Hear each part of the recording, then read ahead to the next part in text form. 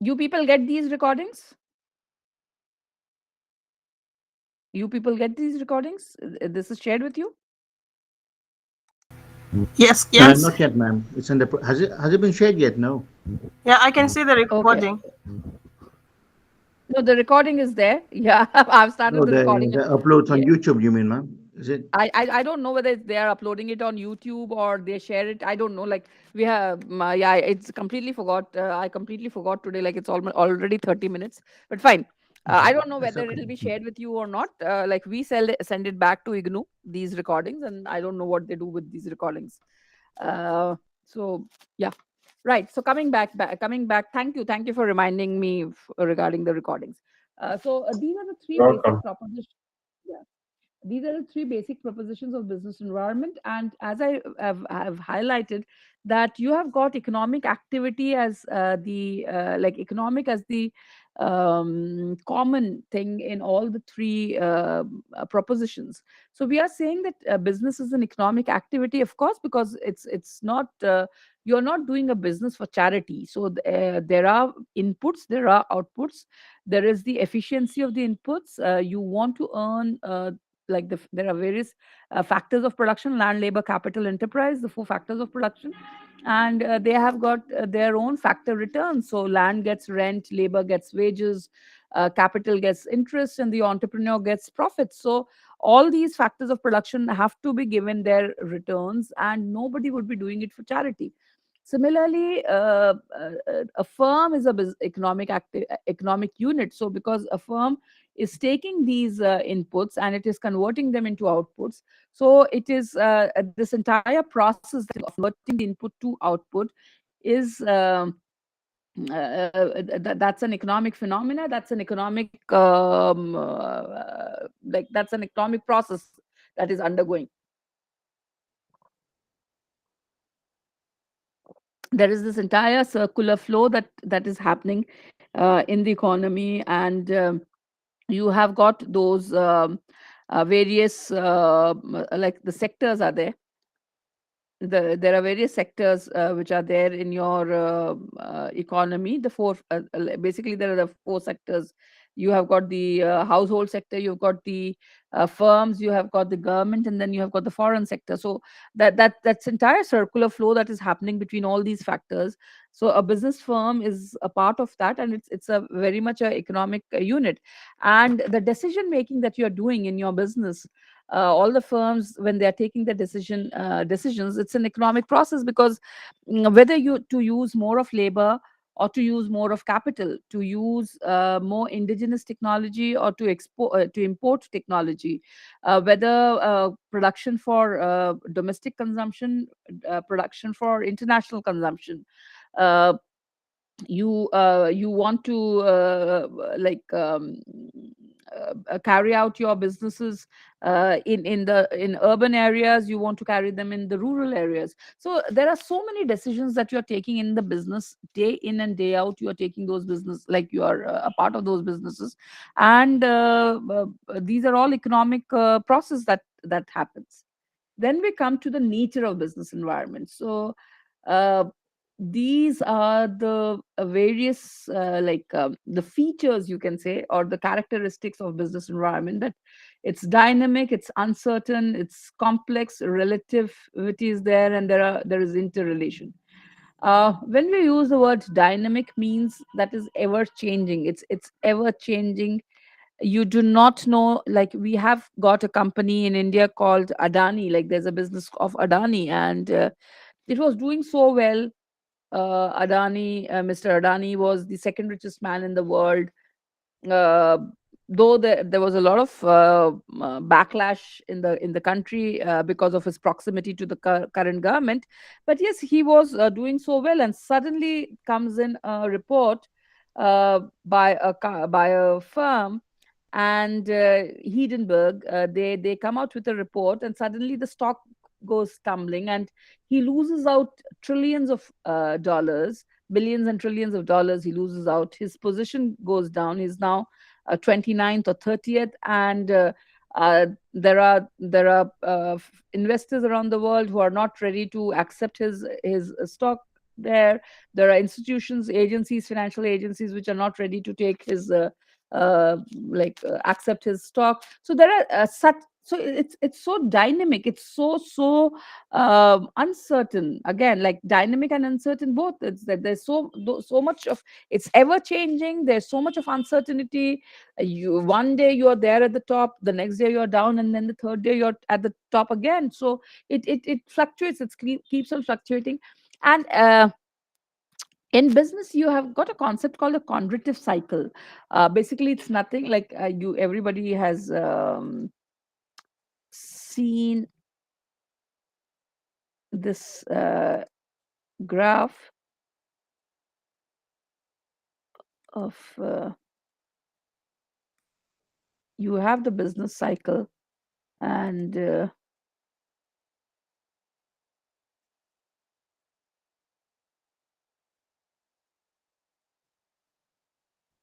so this is the business cycle that you have, which is, you have got the boom here, and then you have got the depression here, you have recession here, and then you have got a revival here. So this is known as the convertive cycle, or the simply, you people might be using the word business cycle. So every industry goes through it, every firm goes through it, every economy goes through it. So nothing, it's never stagnant, it's never stable. It's like, it's not unidirectional. Your businesses don't move unidirectional, they will be going up and down, up and down. Yes, how long the one cycle will last, it depends on which industry you are. There have been a lot of research which exactly calculates the duration of each cycle, each period, that okay, how much time the boom will be there, when the recession will start, how long a recession will stay, and then uh, you have a revival. And again, one more thing you need to understand is that your business cycle, that means your firm's business cycle, and the economic business cycle or the economy cycle, they may coincide, they may not coincide. Like example, during COVID, all the countries, 100% countries went down, like their economy went into a slumber. There was recession, not enough demand in the market, not enough supply in the market, things coming to a standstill. Which industry was moving just in the opposite direction? Which industry was moving in the opposite direction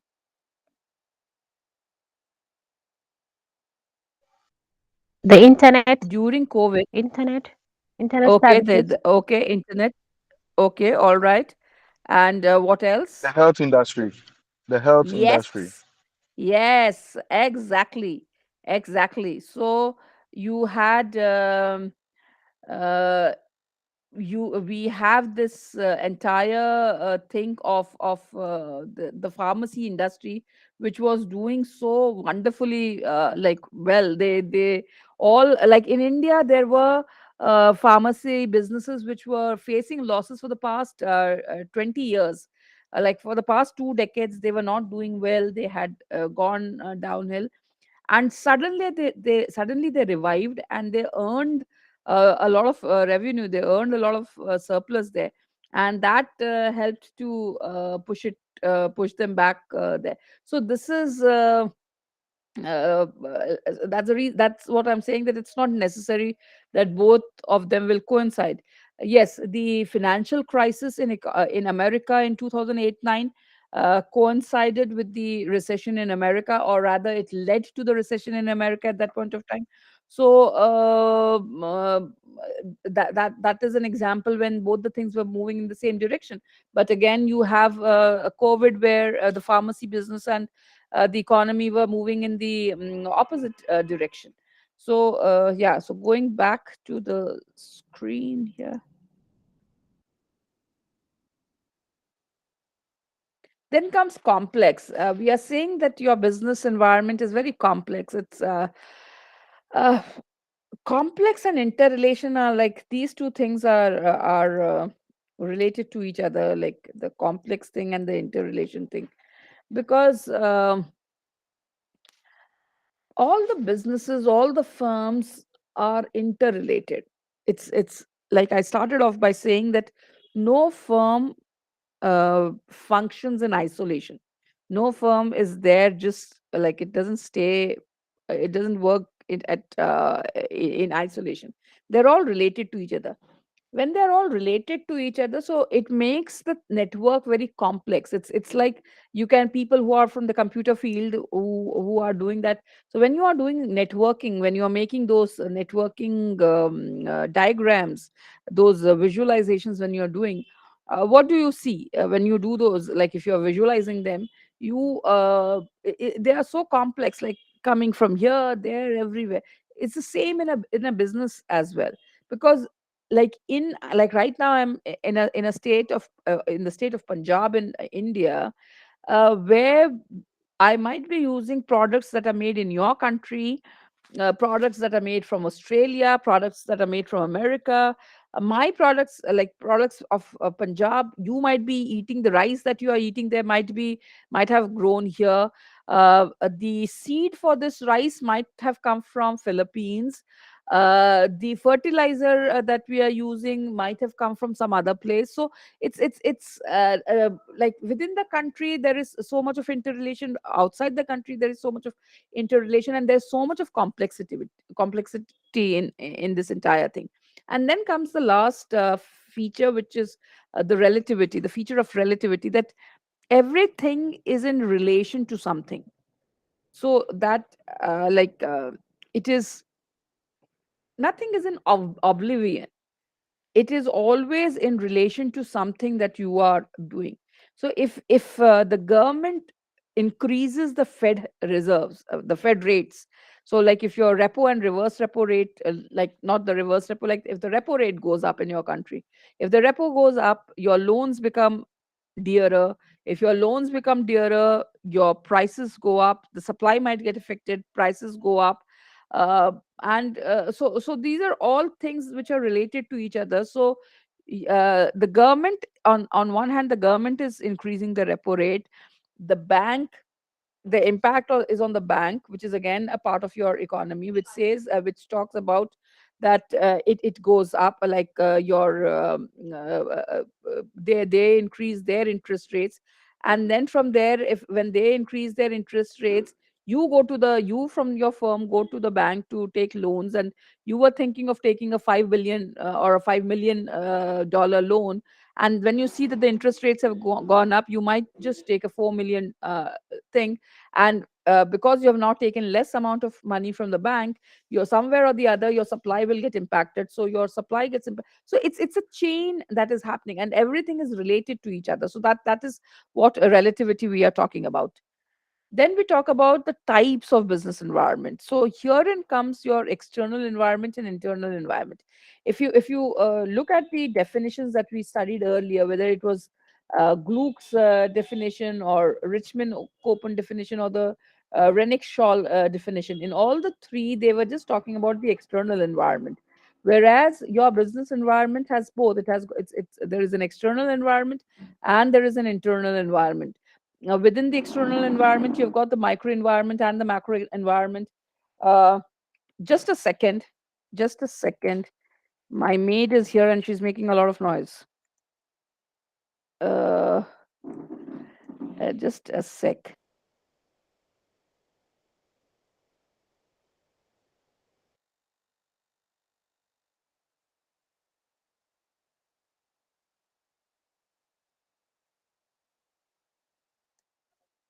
Uh, right. So, okay, let me come back to my screen. Uh,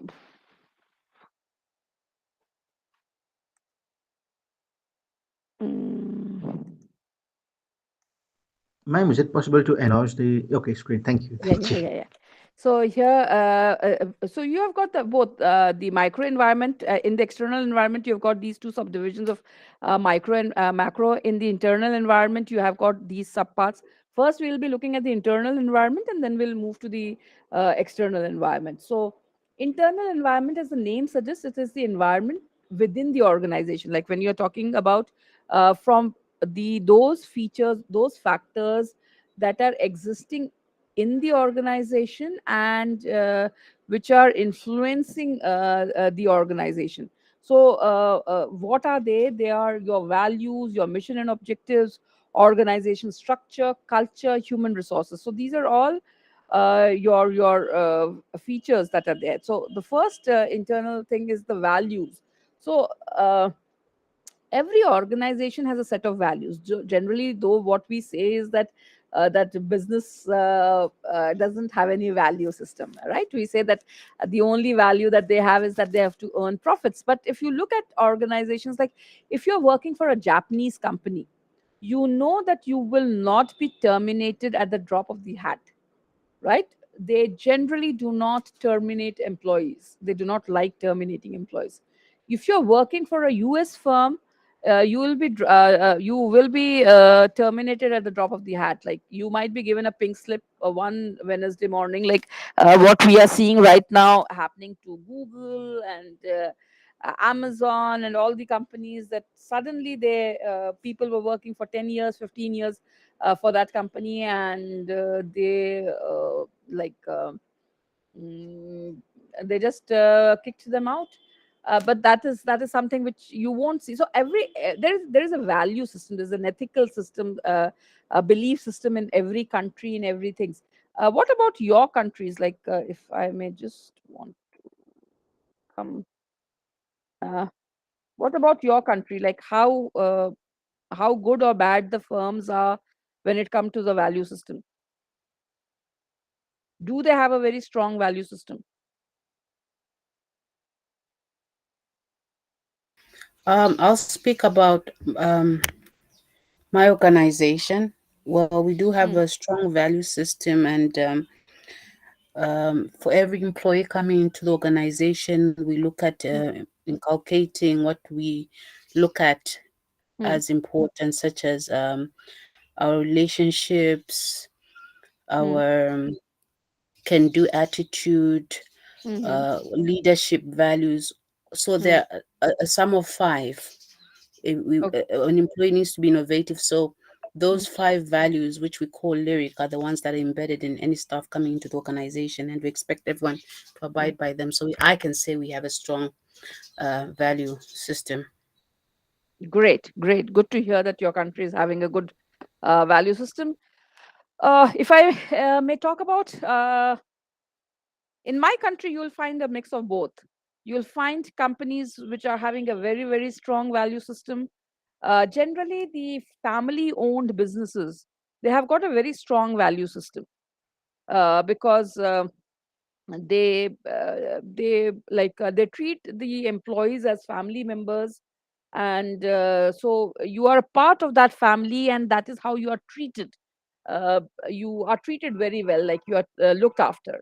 And then there are those corporate structures that you have nowadays, which are very, very uh, common and with very uh, like uh, like what very much in vogue.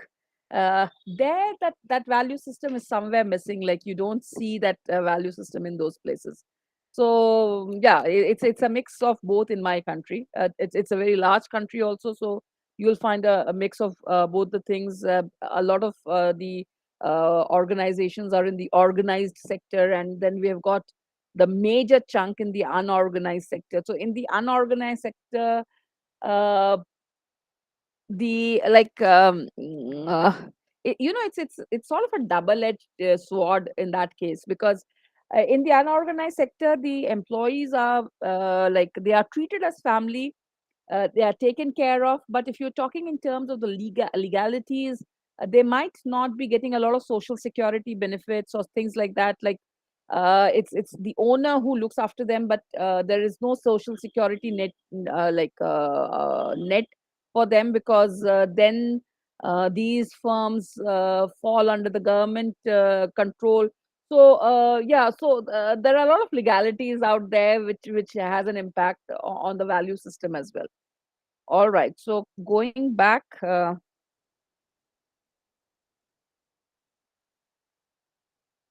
then the missions and the objectives. Now, the mission is a very, very important. Like when I started working some 20, 22 years back, uh, there were a lot of firms which are still making their mission and vision statements. And most of the times when you spoke to the entrepreneurs, they were not very much aware of this mission statements, and they did not feel that it was very important to have a mission statement. But today, if when I speak to firms, even a small firm, say having said 10 people or 12 people working for them, they have got a mission statement, because that tells you that where you are going. Like you've got a vision statement, you've got a mission statement. So vision is a very broader thing. Mission is how you going to achieve. And then companies, they keep coming back to the mission statements after every 8-10 years. Like they'll come back to the mission statement, they'll change it, because obviously the vision statement will never change, but your mission statements can change after say 8-10 years. And this is your mission, like the mission that is there, that helps you to frame your objectives as well, that okay, this is what I want to do. I've just taken an example of Apple. So which Apple's mission statement reads that bringing the best user experience to its customers through its innovative hardware, software and services. Now this shows that it is working on three levels. At three levels it is performing. It's the hardware that it wants, an innovative hardware, the software, because it's very much their like their own software. So they are not using a third party software. So they are working on the software, and then they're talking about the services as well. So you have those Apple service centers where you whenever you have an issue, you can grow. So it's this is a very crisp statement that you have, that you want to bring the best user experience to the customer, because ultimately the customer is the king of the market. So whether you like it, you dislike it, customer is the king of the market. If the customer, you might come in with a, I don't know whether it was what, Apple 11, I suppose, Apple 9 or Apple 11, when they came out with the first sleek iPhone. It was a very sleek iPhone that they had. It was a bigger one, like compared to the previous one, like i7, i8. They were the smaller versions. They were sturdy versions. Then they came out with this sleek, I suppose, i11, 9 or 11, and the issue with it was that when we were keeping it in your pockets, it was folding. It was so fragile that it was folding, and a lot of people, their screens broke.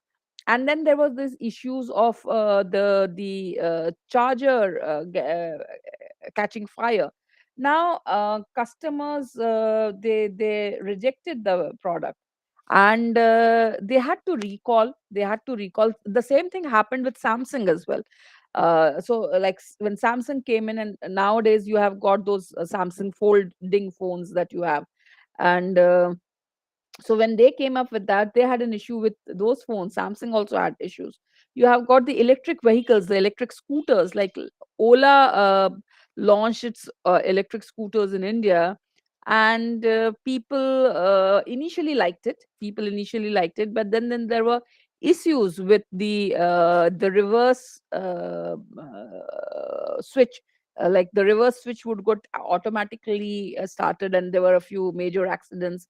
There were fires when the electric vehicles got, so the customer rejected it. So what I'm trying to say here is that the customer is the king. So what Apple is saying, that you bringing the best user experience, that is what Steve Jobs started off, and this is what the current CEO is doing, and they are handling it. uh, Coming to the next thing, we talk about the organizational structure, that what is the organization structure like. So the organization structure, we are basically talking about the hierarchy, that what is the hierarchical relationship, what the roles each person is having, what are the responsibilities that they are having, because both your authority and responsibility go hand in hand. If you give somebody the authority, you need to make them accountable, and if you're making somebody accountable, then give them the authority also to take care of things. So if one of them is missing, that's a sure recipe of disaster for the organization.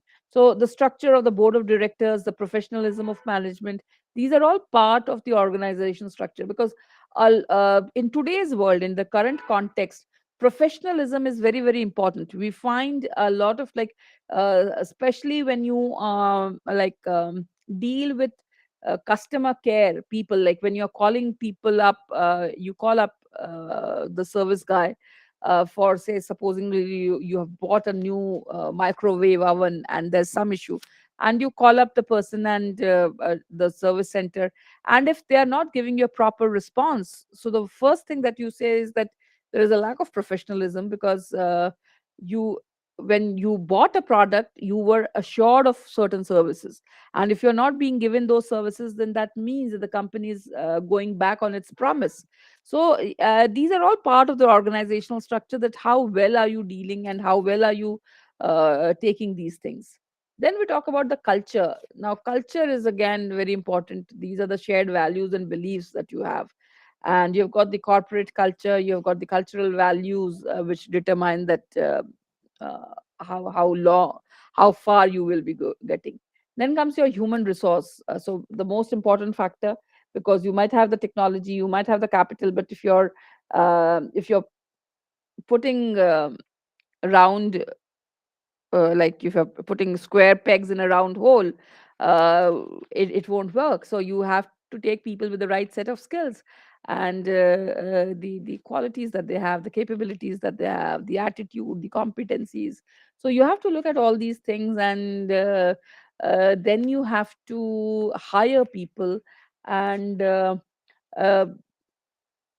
as Grace was saying, that in her organization, the organization takes care of the people, and it sees that the new people who are coming into the organizations are like they are gently put into the system, like do not throw them in the system, because if you throw people into the system, then uh, a lot of people might leave the organization. So you always gently put them in, let them settle down, give them some 6 months, 3 months to 6 months to settle down, and then you that rigorous thing starts. So yeah, so these are all there. How committed your employees are, all these things come here.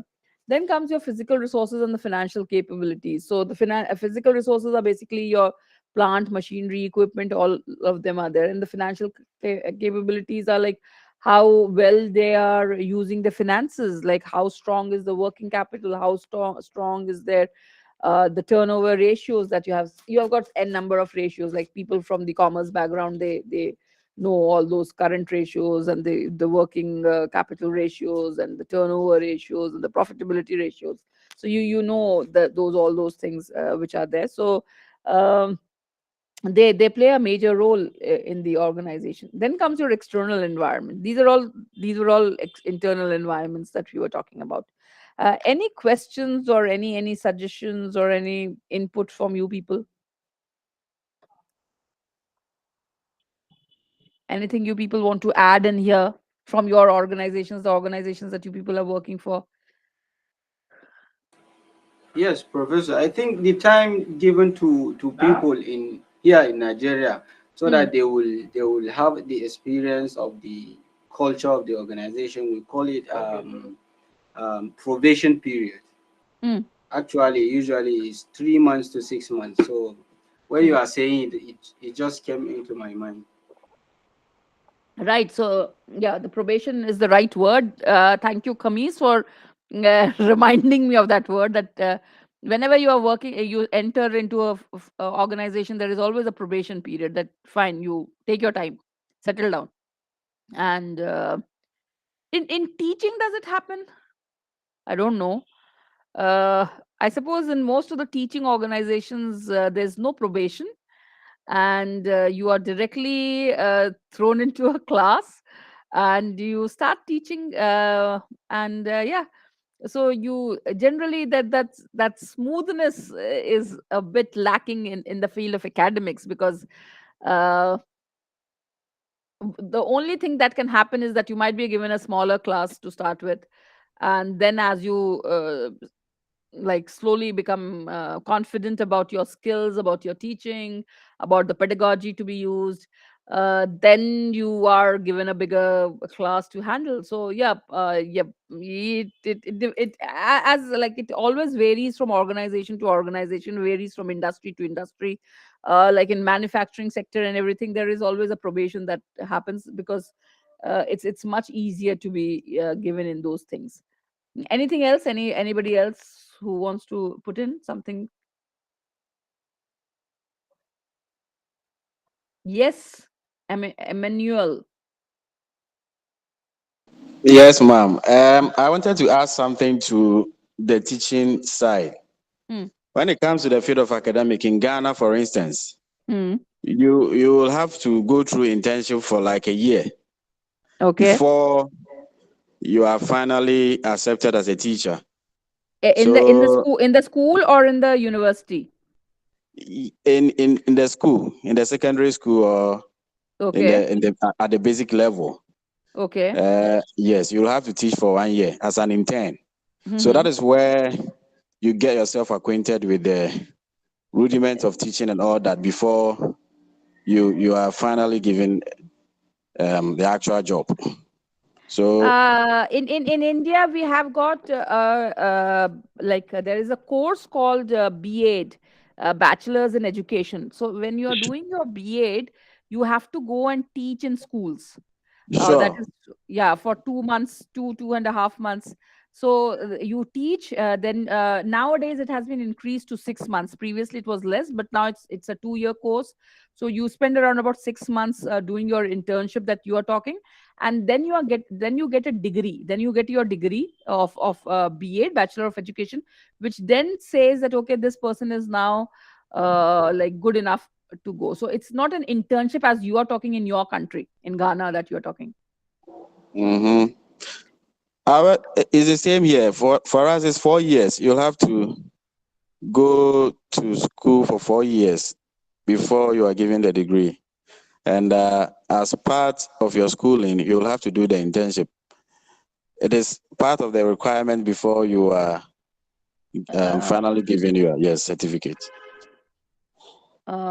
right. So in India, the proposal is there for 4 years, but I don't know, like, because I'm not in the school teaching. So like, no, so far I just Googled it while you were talking. So I just Googled it. So it says it's still a 2-year program in India, though there are talks that it will be made a 4-year thing.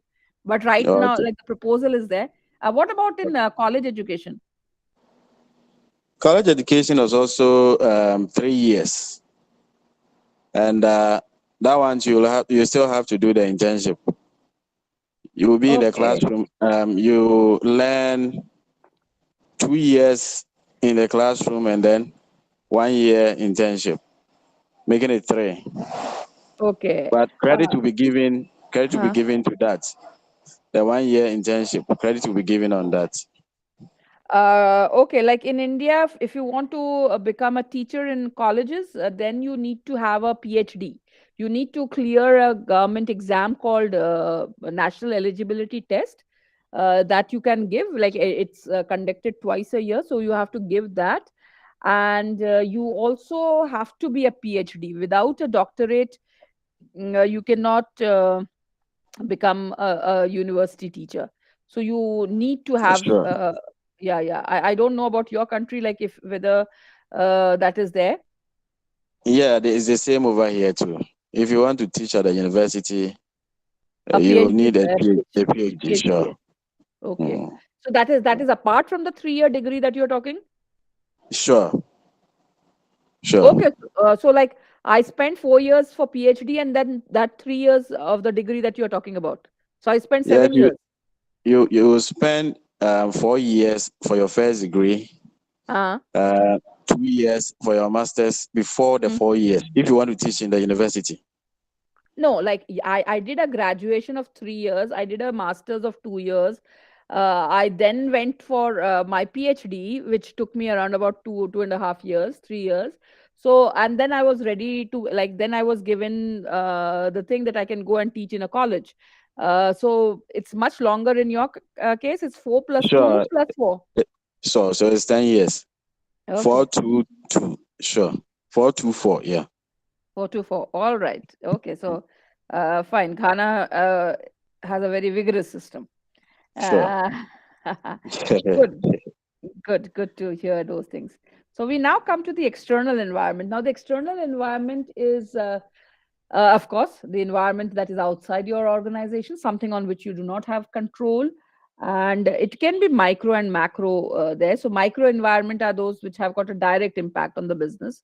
And the macro environment are ones which are they you cannot control them, and they may have an indirect impact as well. Like they can have a direct impact or an indirect impact.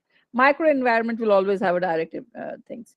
So like what are the micro environments that you have got? So you've got suppliers of inputs, customers, marketing intermediaries, competitors, public. So these are things which are directly related to your business. These are all related to your firm, your company.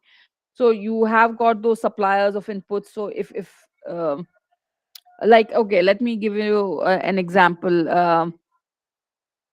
During COVID, uh, our relationship with China uh, deteriorated.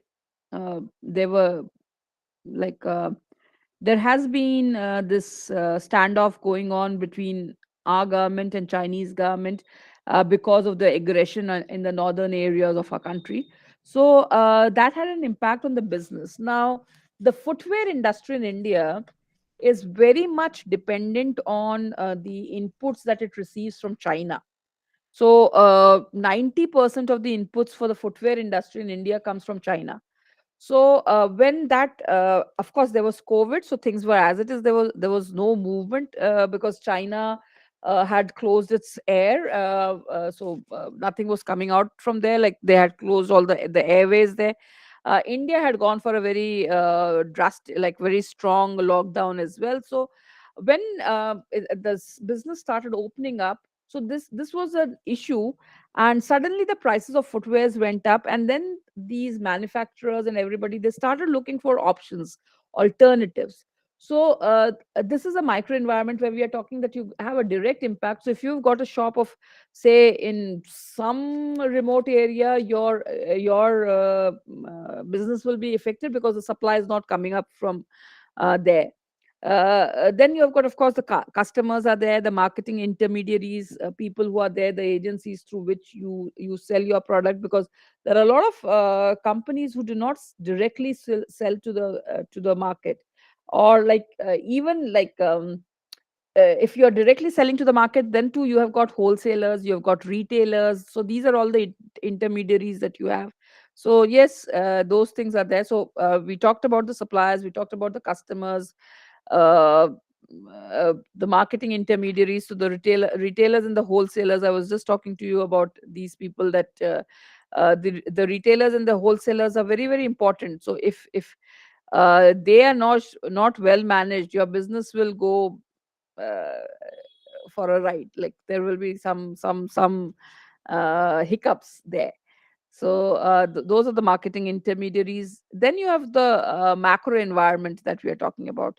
Now here you have these seven components of the macro environment, starting from economic environment to the natural environment. So we will be looking into those things. So the first is the economic environment, that what sort of economy like you are having. uh, International Monetary Fund came out with a report 2 weeks back, which said that half of the global growth rate for the year 2023-24 will be driven by India and China. So that's a statement that International Monetary Fund has made, that half of the global economy growth will come from these two countries, from India and China. Now that means that there are three, four interpretations of this statement, of this uh, estimation that has been provided. One, that India and Chinese economy are doing well. Second, the size of your economy matters a lot, because if you have got like, even if our exports do not do well, we have got a very big domestic market. Same is the case with China. The third thing is that there is a global recession, because that's the reason you're just talking about two countries, and you're you are clubbing the rest of the countries for for the other half. So 50% from all the countries and 50% from just two countries. So that means there is a global recession. So these like this is an economic environment that you may have, and uh, the Russia Ukraine war. Uh, what impact is it having on the African economy, like the Russia Ukraine war? What impact is it having on the African economy?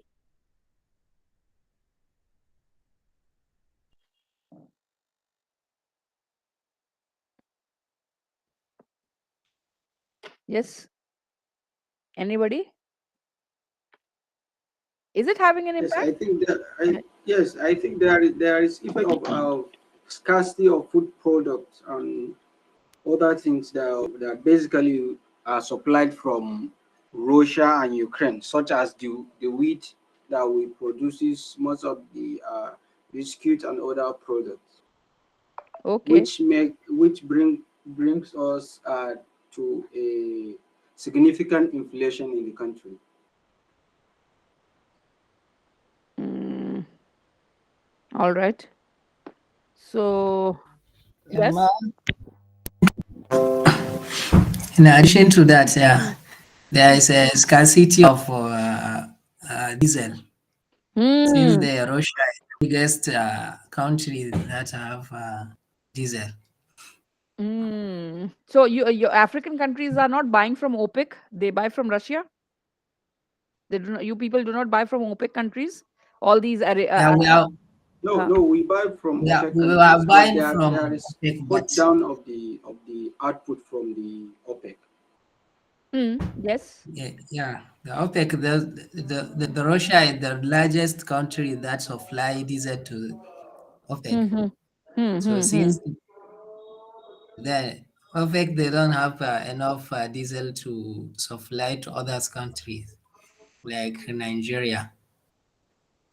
Yeah, because we are facing a backlash because we are buying our petrol from Russia, and the biggest advantage that we have is they are accepting the payment in our currency. So, which is a very good thing for us. One, we are getting it cheap, and secondly, we are paying it in our own currency. So, in the global world, a lot of countries are questioning India's move, and but it makes perfect business sense for us. So right. So what Khamis was talking about, the entire wheat scarcity, as because Africa is like one continent right now which is facing the biggest food crisis because of this Russia Ukraine war, I suppose. Because other, like in India, we don't have that problem because we ourselves produce a lot of wheat, and we are, I suppose, we are the second largest or the third largest exporter of wheat in the world. So for us, like the impact has been um, the increase in your oil seed prices, because all the sunflower oil that we are consuming comes from Ukraine to us. So the prices of edible oil has gone up. That has gone up considerably in our country. So yeah, that is there. Vasant, in your country, any impact? Yeah, I mean, our oil comes from India. Okay. Yeah, So so if you're paying cheaper, so you sell to us cheaper. But then there is a thing that we enter into contract, into 6 months contracts. So even if there is on average, oil prices have gone low around the world, you pay the we same take price. some time to adjust. For us, it might take 6 months or even 1 year before we are able to lower the prices, because here we have a mechanism which is called the price comparison something, Mm, and it does a review every three months to okay. see if they can lower the price of oil. Okay. whether to increase it or decrease it. So yeah, but then they might decide one thing, but then it won't. The action won't be taken until the next 6 months, or probably at worst 1 year. Okay. Yeah. So yeah, now we here in Mauritius, we are we're an island. We don't Uh, produce anything, so you can say 80% or 80, maybe 90% of mm, all our things that we need, mm. we have to import. So So your forex reserves are very good. That means. it was good until COVID hit us. Okay. All right. But yeah, but we're not like the Persian milk. We are doing very good, and Modi ji is watching our back. So yeah, we're Okay. good. Okay. All good. That's good. Uh, because okay, so yeah, so this is what economic environment that we are talking about, that it does to all the economies globally, because it's a very integrated world, especially after post WTO. We have got a very integrated economy all over the world. Previously, the economies were not this integrated, and the best part is that the country which uh, suggested this integration, of because of which this entire integration process started, is the one which is now talking about protectionism. So America is the one who started this entire World Trade Organization, and it started poking. It always used to poke its dirty nose in everybody's economy, but it did it more post WTO, and then comes in Donald Trump, and he in his political during his election speeches, he said America first, Americans first, and he started talking about protectionism. So yeah, the world is round. The second is your politico-legal environment. So the politico-legal environment that we are talking about is basically the rules and regulations that you have, the political system that you have, how stable your country is in terms of the political environment. Like right now, what we are seeing in Pakistan. Pakistan is facing one of its worst economic crises. And one of the reasons for its economic crisis is the political instability that they have had. They have always had a fight between the democratically elected government and the army. So that has been going on from the 70s in Pakistan, since Zia ul Haq came in. And so that stability has had an impact on its economy. And like right now, the rate of inflation is 28% there. The IMF is looking for ways and means to help the Pakistani economy. We saw what happened to Sri Lanka a few months back.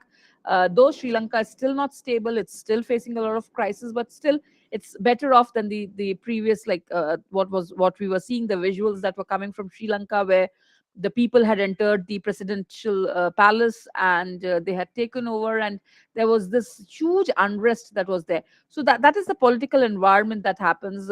It can be there in like a lot of African countries are also seeing, like Zimbabwe is seeing a political crisis there. So yeah, there are so many other countries where you have got uh, political instability, which forces economic instability.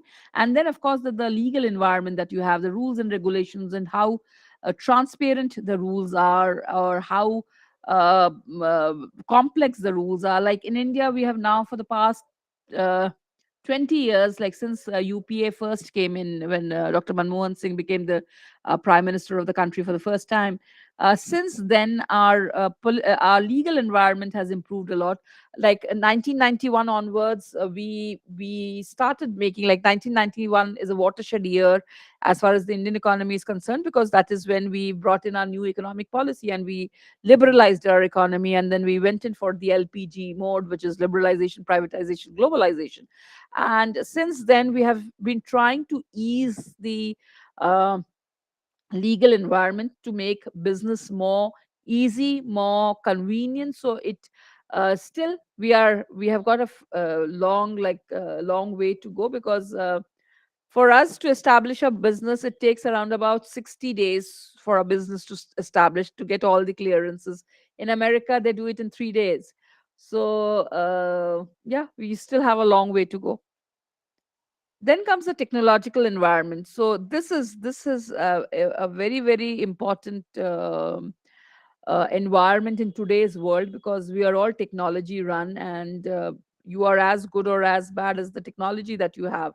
So how much are you importance are you giving to technology? Like in India, we are giving a lot of importance to technology, though the budget is not allocating a lot of funds. Like it's all in the jargons. There's a lot of jargons there, but if you go through the economic, like if you read the economic survey, you understand that yes, the government is committed to technological advancement. But when you look at the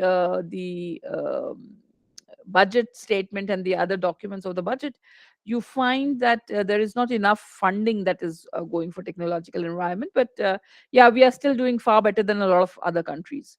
Then comes the international environment. So we were just talking about when we were talking about the economic environment, we were talking about this Ukraine Russia war and what it is doing, what is like Turkey and is Syria, what they are going right now, what impact will it have on the global economy, how the international trade, like I don't know whether you people remember, a few months back a ship got stuck at the Suez Canal. Do you people remember that incident? You heard about that? Yes, yeah, I remember. It was during the COVID, isn't it? Yes, just after, It yeah, during the was, COVID. Yes, I think it was a Turkish ship or something. it was. I don't remember from which country it was coming. That we have to Google it. Just to give me a second and let me just very quickly Google and see that. Okay, Suez Canal blockage. Right. So if we are just looking at that, 2021, Evergreen for 6 days by the Evergreen, a container ship that was there, and mm, okay, no, it's not. Though It was from Wikipedia is not Panama, very. flag of Panama. It was from Panama. Yeah, flag of Panama. Yeah. All right. So So, when it says flag Panama, it means that it's registered huh. as a Panamanian ship. Yeah. Right. So that is again a global thing, that it got stuck there for 6 days, and in those 6 days, the business went haywire, and there were these long blockages. Now, um, you might feel like that, what happens if a ship blocks it? But then that blocked the entire passage of the Suez Canal, and the transportation got delayed, and billions and trillions of rupees was lost in this entire thing. So this is like what happens. A small event, like it's not as big an event as say a nuclear explosion or a war going on between two countries, or a tsunami hitting the countries. But yeah, just a ship blocking a canal is does so much to the global economy. Countries losing out their money. Then we move to the cultural environment, socio-cultural environment. Now, this is McDonald's, India. So, McDonald's signature beef burger, the Big Mac, is not served in India as cows are considered sacred. So, there's a very famous, uh, what should I call him? He was a social reformer. He was. He was a visionary. There's a person called Swami Vivekanand. If you are if you know a bit about India, you might have heard about Swami Vivekanand. If you have not, so he was. You can call him like he was. Yeah, a social reformer. Basically, he was a social reformer. And Swami Vivekanand said that in India, religion resides in the kitchens, and he said that way back. And it's still so true. And this is McDonald's. So McDonald's can't sell its beef burgers in India. And there are so many things which you cannot do. Like, there are a lot of do's and don'ts when you come to India, as far as the cultural environment, the socio cultural environment is there. Like, when KFC entered India in 1996, they were frying their chicken in animal fat. And that caused a lot of furore in the market. And the moment it came out that they were frying their chickens in animal fat, people stopped consuming it. Now, there's a you can laugh at us because uh, at some point it's hilarious, because you can eat chicken, but you can't eat chicken that is cooked in animal fat. So you can laugh at us, but that is how we are, and that is how our culture is, and that is how our society is. And the business has to adhere to it. The business has to follow those rules, and they cannot sell things whatever they want.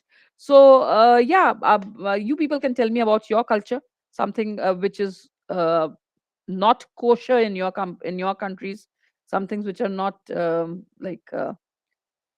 if there is something which is not considered to be cool in your culture, something, if I want to come and open a business in your country, what are the do's and don'ts for me, especially if I'm coming and opening a restaurant, a chain of restaurants? What are the do's and don'ts in your countries? Anybody?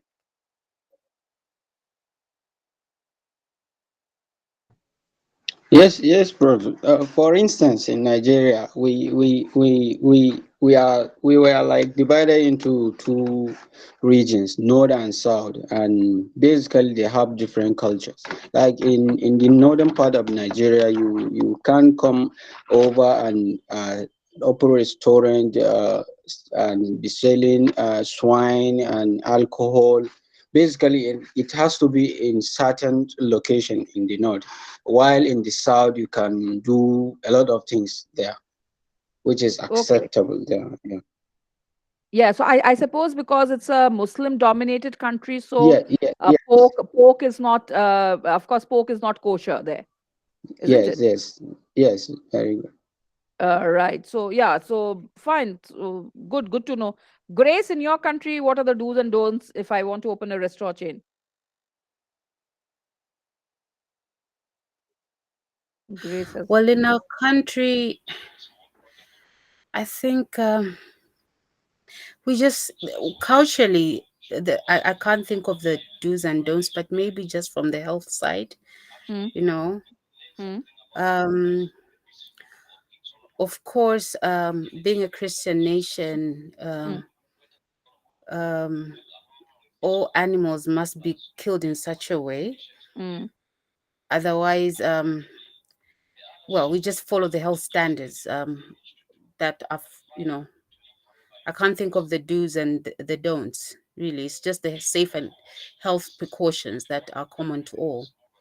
Okay. All right. Yeah.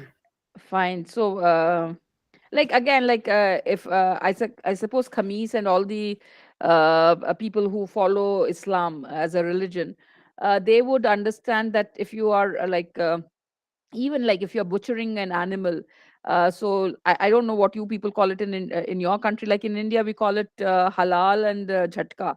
So the Muslims always eat halal, and the Hindus are fine with the jhatka. So now that is again something, like if you're into a food business, you have to keep this in mind, that you find a lot of restaurants writing that you can get halal meat here. So yes, so these are small things that you do, and how you operate a business, because after all, a business will thrive in the society that they are there, the cultures that are there. So the holidays that you're giving to your employees, when are you making them work, all these things. Like if you're working for an American firm, you get holidays during New Year and Christmas. Now in India, Christmas and New Year are social events, but they are not religious events for us, because we do not practice. Most of us are not practicing Christianity. Like we are all, most of us are Hindus. So here we would want our holidays to be during Diwali and not during Christmas. So those are things which have an impact on the business of any firm, like any firm that is doing its business, it will have an impact there. uh, uh, we then come to two more things here. So this is the demographic environment. So you have the population structure and things. Now again, like we are at a very good stage of demography right now, where we are having mm, we are having this demographic dividend. Like, we have got a lot of youth in the economy, so that is very good for us, because for the next coming years, for the at least 15-20 years, we won't be facing any shortage of labor. China has changed its policy. Now they have moved from a one child policy to a two child policy, and they are encouraging couples to have kids. Australia, France, uh, uh, some Scandinavian country. Was it Sweden? I suppose it was Sweden. Like Australia and France, for sure, they were paying people to have kids. So they had a policy, they had a program that if you had a kid, then you would be given benefits from the government, and the government would be paying you money. Now the reason, like what China is doing right now, China is also accommodating its population, so that like it's accommodating people to have more children, like going for a second child, because they need that labor power. Now, why did Australia and France do it? Because especially France has got a very low fertility rate. Like, our fertility rate is 2.1. India's fertility rate is TFR, the total fertility rate is 2.1 for us. So that means that's two child per woman who goes for children. So that's a good number to have. France doesn't have that. France has got a lot of single, like they have got a lot of single women. They have got a lot of people who are not going into marriages, not. So this entire demographic environment that you have has an impact on the labor force. It will have the impact on the type of products that you're selling. Like, if you're selling, like if you go to Spain, you go to Italy, you have got so many old people. You go to Japan, again a country of old people. So obviously the products will be of that type. If you're coming to India, why do you think that most of the companies are doing so well in India? Because we have got such a huge youth population, that they are so much attracted to technology, to new things. So they are wanting to experiment. So they want a lot of choice.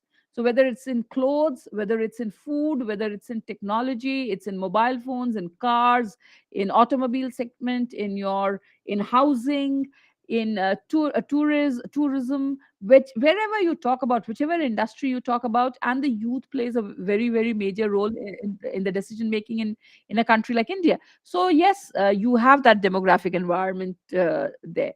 And lastly, the natural environment. You people come from a very, very rich natural environment, because Africa is resource rich, cash poor. We are like, where are we? India has got a lot of natural resources. We have got an abundance of natural resources, especially coal. We have got a lot of coal. We have got other minerals as well.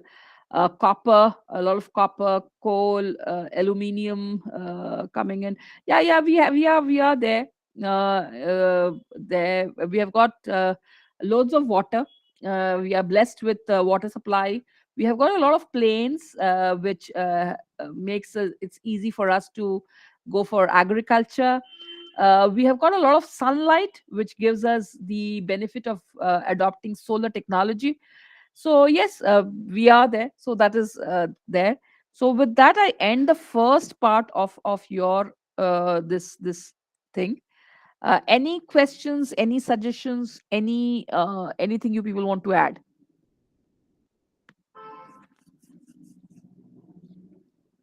Anything that you people want to add? I actually, Prof, I Hmm. must say I enjoy the class today very, very much. I enjoy the interaction session very well. Thank you very much for the class today. Yeah, Khamis. Yeah, Usman. Yes, Usman, go ahead. Yes, ma'am. Thank you for today's session. It is not over. This is just one part. I'll be going for the next part. Yeah, you can go Yes, ahead. yeah, I know that. Uh-huh. Uh, I want to add something Yes, for go ahead. particularly in our country, Nigeria, Mm, political legal environment. Under that, there is some policy on federal government mm, initiate that time. mm, Uh, they increase MPR, mm, marginal monetary policy rate. mm, mm, mm, I know, I know that it can affect the companies, mhm, particularly for those that lend money from banks and other financial institutions. mhm. So maybe this can be under the political legal Yes, yes, it is. It environment. is. Yeah. Because like the same is here in India as well. Like we have got the monetary policy, which like we have got an MPC, the Monetary Policy Committee, which meets every 3 months, and they look into the policy rates, basically repo, reverse repo, CRR, SLR, bank rate, MSR. So there are a lot of rates there, and they look into it and they go for whether they want to go for an accommodative policy, whether they want to have impact on the what sort of a thing. Because basically in India, the monetary policy, not only in India, almost like 99% of the central banks all over the world, the main aim is to target inflation. So in because they are targeting inflation, so they keep adjusting the rates accordingly. And of course it will have a huge impact on the business, because even US changing its Fed rates have an impact on your and my economy, because we are taking a lot of money from there. So it has got an impact, direct or indirect. It will have an impact on our economies as well. Yeah, so that you can take for your thing. Good O- observation. Okay, thank you, ma'am. Right. Uh, okay, let me start off with my very quickly the second thing. Okay, let's not start with Rostov. Let's just discuss the okay, let the PPT be there. Okay. So let us start off with the developmental theories. We'll just discuss the developmental theories. That is the lecture outcome there. And the first theory is the vicious cycle of poverty, which was given by Professor Nurkse. So here he is, Professor Nurkse there, and he says that a circular constellation of forces tending to act and react in such a way as to keep a country in the state of poverty. So you have got the virtuous cycle. You have got a virtuous cycle, which means that everything is going up, up and up. And then you have got those vicious cycles. So he talked about the vicious cycle of poverty, and he said that there are uh, factors. There are certain factors in the economy which constantly keep a country in a state of poverty. And I think so. I can say that, like, I have not read a lot about Africa, but whatever I have read about Africa, the countries, the economies that I have read, uh, I feel that you are going through a very similar phase to what we faced in our pre-independence period, where we were in the vicious cycle of poverty. We are still a poor country, like around about 28% of of our population is living below the poverty line. So the UN defined poverty line. So we have that, though there is always a controversy in this number that we have, because the last calculation took place in India in 2011. After that, we have not estimated our poverty. So the last estimation was 10 years, 12 years back. 2011 we did it. So yeah, so this is what Nurse is talking about. And this is how it happens that you've got low real income, because of which you've got low savings, you have low investment, low rate of capital formation, low productivity, and this cycle continues. This vicious cycle continues there. Basically, I hope everybody understands the difference between monetary income and real income. You understand the difference between nominal income and real income, or monetary income and real income? Please explain. Nominal income or monetary income is the income that you earn in terms of money. So whatever grace you are earning in kwacha every month is your monetary income or nominal income. The real income is the purchasing power of that money, of the income that you are earning. So how much goods you can buy with your salary is your real income. So if I give you an example from my country, the place where I am staying right now, it's a small place called Fagwara in Punjab. And if I move to Delhi, my cost of living will go up. If I earn the same salary that I'm earning here, my standard of living will be much better off than if I move into New Delhi, which is the capital of India. If I move in there, my purchasing power goes down. So my nominal income stays the same, but my real income comes down. So I suppose it's the same for you, your country as well, Grace. Like some places might be cheaper than the other places. Yes, that's true. In Lusaka, life is very expensive, but in the Okay. outskirts, no. Okay. All right. So yeah. So this is So, what here. Professor, Yes. the value attached to the money is the real income. Yes, the value that you attach, yes, that is because money has got two functions basically. It has got a function, it acts as a medium of exchange, and it acts as a store of value. So the value thing is what your real income is all about, that how much you can purchase, the purchasing power of your currency. Thank you. All right. So this is the vicious cycle of poverty that Nurse was talking about, and he says that obviously if I earn, like, if out of my income, if I'm spending 70% on consumption, that means I am just saving 30%. So if I am saving 30%, the investment, if I go with Keynesian economics and I say that savings is equal to investment, then 30% is only being invested. So when 30% is invested, so through the multiplier effect working in, uh, the capital formation will not be very high. If there's no money for the business people, the productivity will be low. If the productivity will be low, then the again less of a real income. So that is how this entire thing works. So that is what Professor Nurse spoke about. Then comes your the next theory.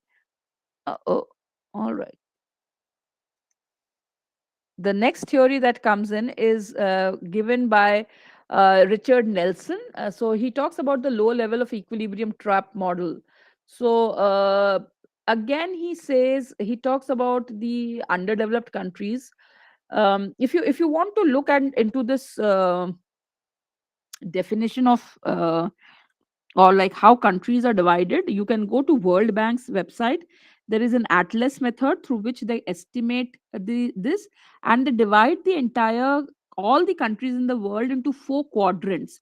So you have got low income countries, then you have got medium income countries. The medium income countries are divided again into two parts. We come in the, like, in the four quadrants. You have got least, or you have got undeveloped countries or least developed countries, LDCs. Then you have got underdeveloped countries, developing countries, and then you have got the developed countries.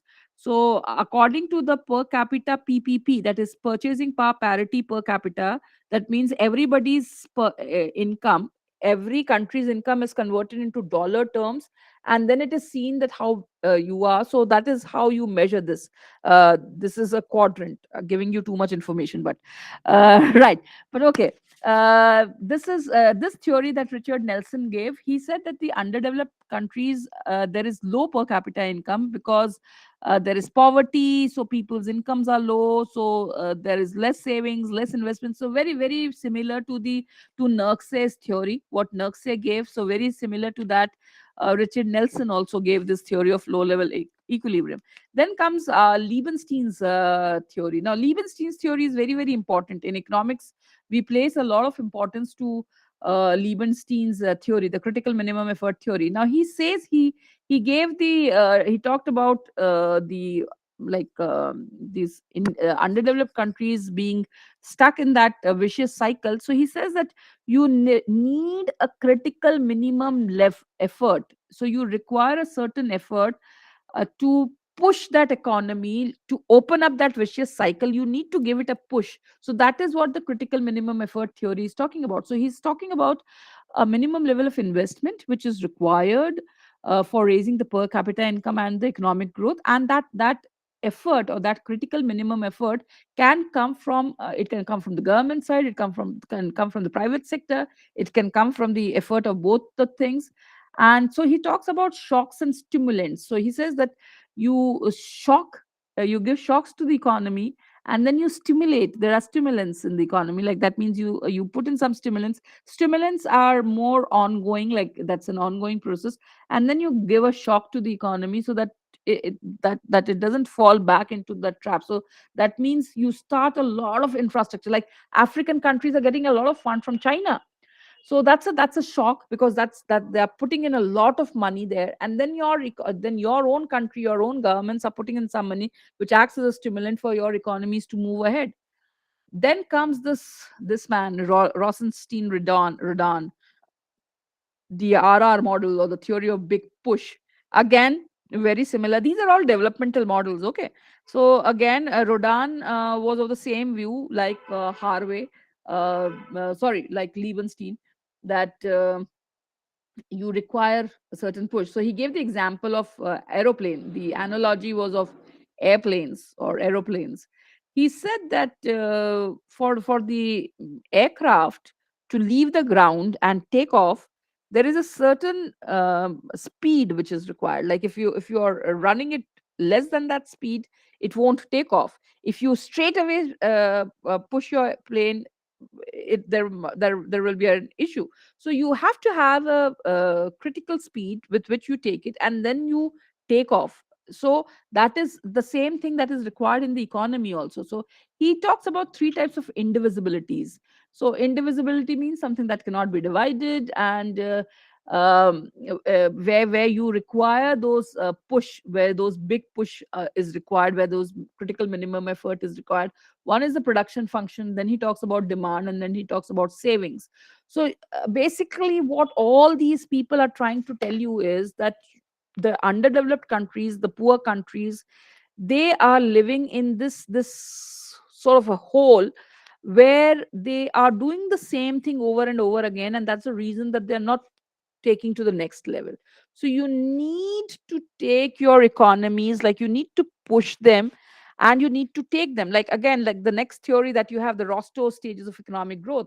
Rostow, he gave these stages of economic growth, and he talked about 5 stages: traditional society, preconditions to take off, drive to maturity, and age of high mass consumption. Like America is an age of high mass consumption, France is an age of high mass consumption, Australia is an age of high mass consumption, Japan is an age of high mass consumption.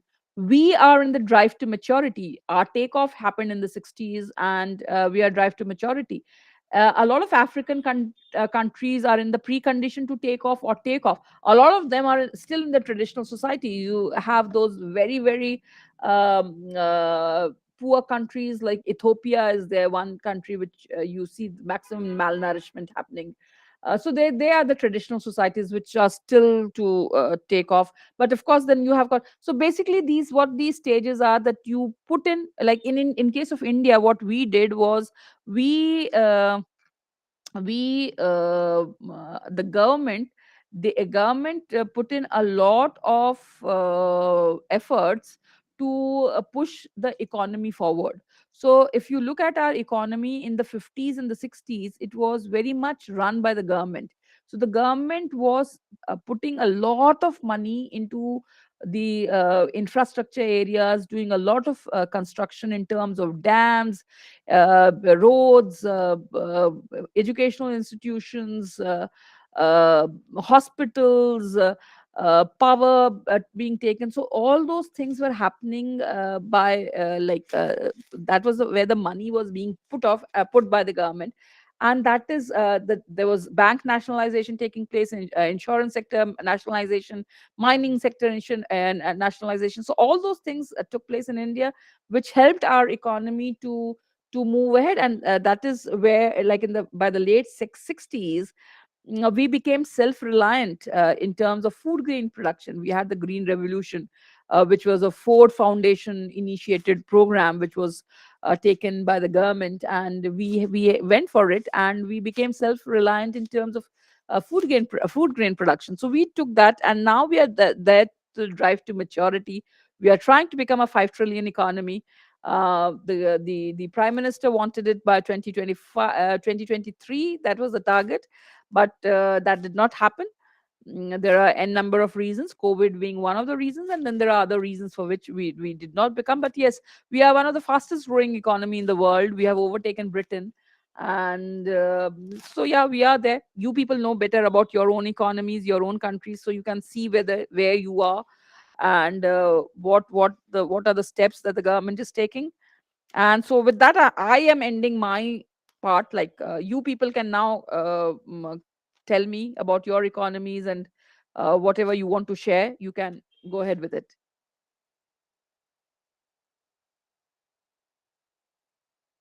You can tell me about your economies, how it is working, where you are, where do you want to see your like, do you find the private sector doing enough? Do you feel that the government needs to intervene more, the government needs to intervene less? What do you people want? Like here in Nigeria, I think educational sector, we need the government to actually pump more funds into the educational sector, so that a lot of people can acquire more knowledge, especially the technologies that are advanced in the world, so that we will have productive youths in the society for the future generations. Okay, fair enough. Vasant, what would you want your government to do? Less government, more private sector? What do you want? Um, Good afternoon, ma'am. Yeah, good afternoon, Francis. Yeah. So, like in our nation, Zambia, Mhm. I think one thing that we have learned that has been affecting our economy a lot is that we're actually living in a democratic kind of a nation where democracy is actually more prevailing. With anyone who feels like today can just go and register a political party, and then when they register the political party, we find that with a lot of people that are supporting that party, along the way, you find that when that party comes into power, they'll try to undo every policy that was done actually by the previous government. So Okay. I think one area in which maybe I feel my nation can actually can try to look at in terms of how best we can actually develop our nation is for us to have certain policies that to compel every political party more like maybe to take up, whether they are from the opposition or maybe the current. Yeah, let's talk about the issues of education. In terms of education, the current government which has come into power, it is called the United Party for National Development. Yeah, UPND. Yeah, so basically they have actually embarked on certain policies that are actually quite good for the nation. One of them is actually free education from primary up to secondary, with the exception of tertiary education. Now, when you look at the population that we have in our nation, it is not that much compared to India. I think we should just be less than 20 million people currently. Yeah. So when you look at the education system where they introduce free education, I believe that is actually one policy that can actually help a lot of people get to acquire more knowledge, be skilled, and possibly become knowledgeable about how to live their lives, how to more like a develop a financial mindset and stuff like that. Yeah, now the challenge is, if I thought maybe there was another change of government where another political party comes into power with its own policies, we find that along the way they're going to undo the policies that were actually set up by, let's say, the current party which is in power. We've seen actually this happening for quite some time, where previously when just we got our independence from the Britons, we find that when the party which was there in power got ousted, the party that took over, they decided to sell all the companies that were being run by the government. Because of that, a lot of people were actually put out of employment because the people that started taking over those companies, they had to get rid of certain fields. Some companies have actually been ended up actually getting to die along the way. Yeah, so I believe for a nation to grow, we need to have standardized, let's say, policies that will not compel other preceding or future parties, more like not getting to undo what was done by the previous governments which were there. Yeah, so I believe that is something that we need to really look at personally from my nation's understanding on policies. Okay, great, great. Somebody else? Somebody else? Good to hear that you people are coming out with a very objective analysis of your countries, because yeah, every country, like we all love our countries, but yeah, there are a lot of things that need to be done. Like in case of, if both of you were talking about education, like in India, we have got education which is state run, and then we have got a lot of private education as well. Now we have been spending very little of our GDP. Like we have been spending less than 3% of our GDP on education since 1947, when we became independent. And though the governments yeah, Usman, go ahead. Yes, ma'am.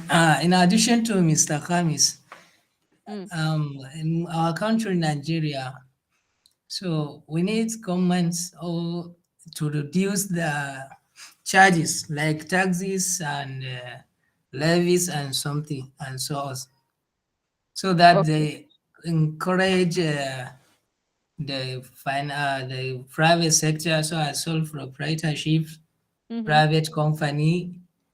If the government reduce the rate of that charges, they can produce more and employ more staff, so that the unemployment rate on the country may be reduced.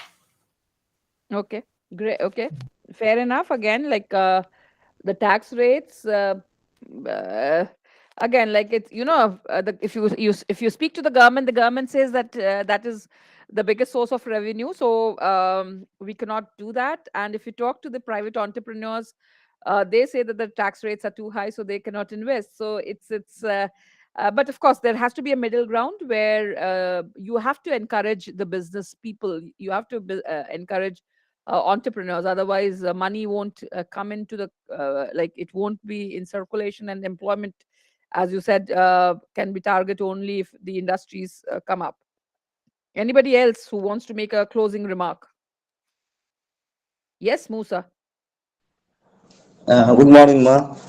Yeah. In addition to Usman, like in my country here, Nigeria, I think the government can also introduce skill acquisition center, because as we are talking about education, education is very expensive in the country presently, and if the government cannot afford free education, then I think it would be a wise idea to create a free skills acquisition center, so that the youth that are uneducated can learn something to depend on themselves, and it will reduce the rate of unemployment.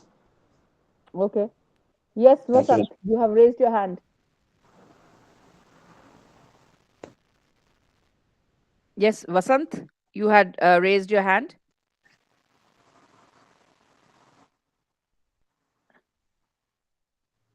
Vasant, can you hear me?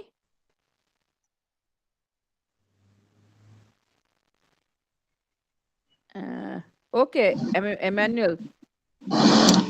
Okay, ma'am. So for us in Ghana, we are fortunate enough to have free education from the basic level to the secondary level.